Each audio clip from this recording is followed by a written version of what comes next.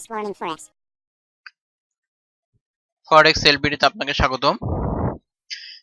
আজকের ভিডিও দিব হচ্ছে মাল্টি টাইম ফ্রেমের হচ্ছে ব্যবহার, যে মাল্টি টাইম ফ্রেম আপনি ব্যবহার করে কিভাবে হচ্ছে ট্রেড করবেন।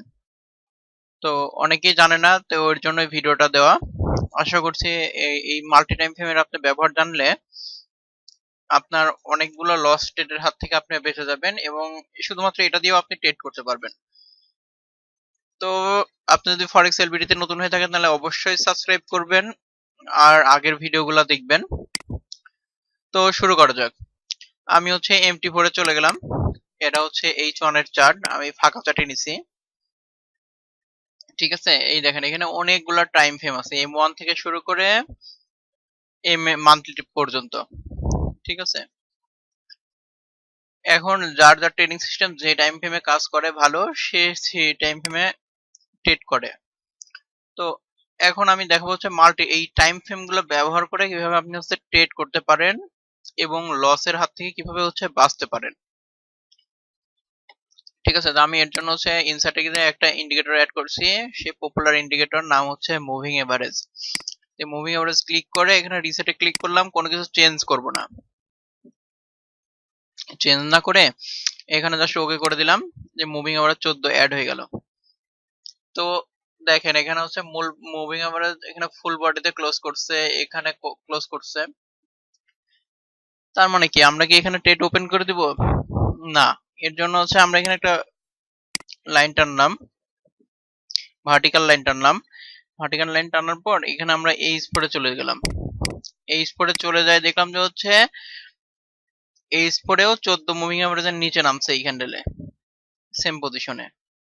ঠিক আছে, এরপরে এই জোনে চলে আসলাম, এই জোনে তো নামছেই, হয়ে গেল। এবার চলে গেলাম হচ্ছে M30 তে। M30 তে যাই, দেখছেন M30 তেও হচ্ছে 14 মুভিং এভারেজের নিচে নামছে। তাহলে এইখানে আমরা হচ্ছে ট্রেড করতে পারি। আমরা ট্রেড করছি H1 এ, কিন্তু M30 H4 দেখে নিলাম। দেখে নেওয়ার কারণে হচ্ছে কি হচ্ছে, দেখেন এই ট্রেডটা হচ্ছে প্রফিটে যাচ্ছে।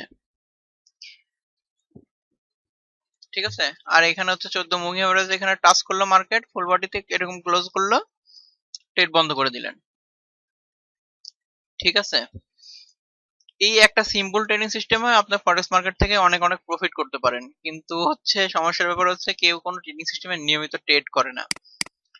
এই নিয়মিত ট্রেড না করার কারণে সে হচ্ছে ফরেক্স মার্কেটে লাভ ধরে রাখতে পারে না, আর লাভ ধরে না রাখার কারণে সে হচ্ছে আলটিমেটলি লসে থাকে।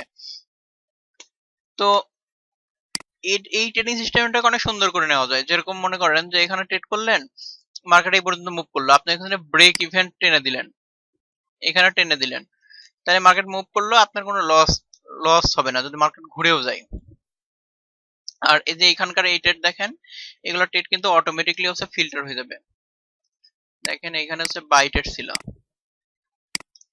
এখানে কিন্তু একটা বাই ট্রেড দিছে না। যখন আপনি H4 এর এখানে যাবেন, দেখেন H4 এ কিন্তু হচ্ছে 14 নিচে আছে, তার মানে যে এই ট্রেড ভ্যালিড না, এই ট্রেড তো তখন হচ্ছে করা যাবে না। আবার আরো আসি।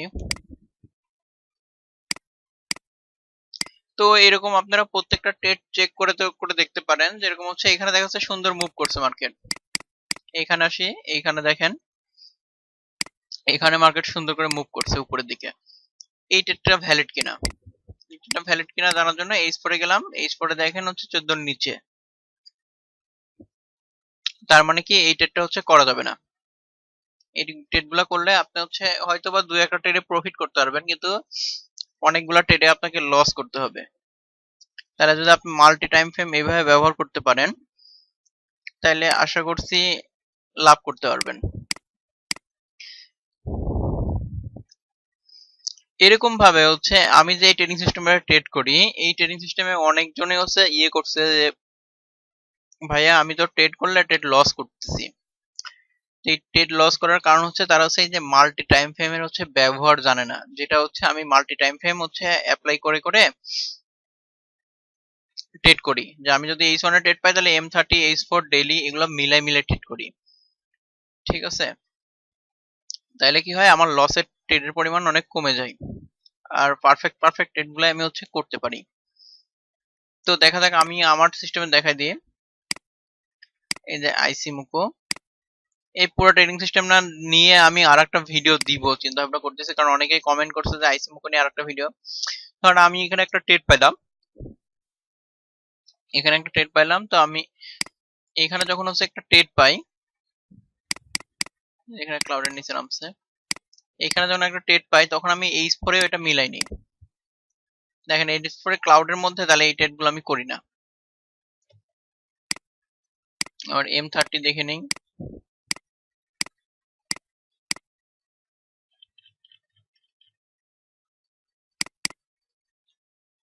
এই যেখানে M30 তে ট্রেড ছিল, ক্লাউডের নিচে সুন্দর সেটআপ ছিল, কিন্তু H4 এ ট্রেড ছিল না। এই কারণে এই ট্রেড গুলো আমি করি নাই। যখন এই চারটা ডেইলি থেকে এই পর্যন্ত মিলে মোটামুটি H4 পর্যন্ত মেলাই লাগবে, না হলে ট্রেড ওপেন করে না, কারণ ট্রেড না মিলাইলে এসএল হিট করে। ঠিক আছে, তো আশা করছি ট্রেডিং সিস্টেমটা বুঝতে পারছেন।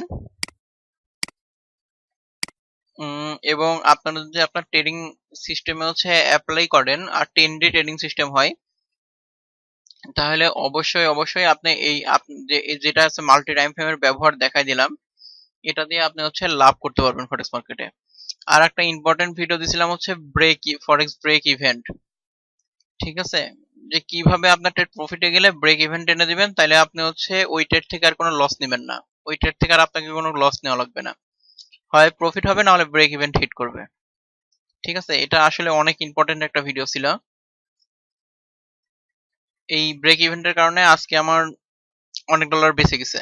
মানে সে মার্কেট মুভ করছে, প্রফিটে গেছে, প্রফিটে যায় আবার ব্যাক করছে, ব্যাক করে অনেক নিচে নেমে গেছে। এই ব্রেক ইভেন্ট ছিল জন্য আমার ট্রেডটা আজকে লস হয় নাই।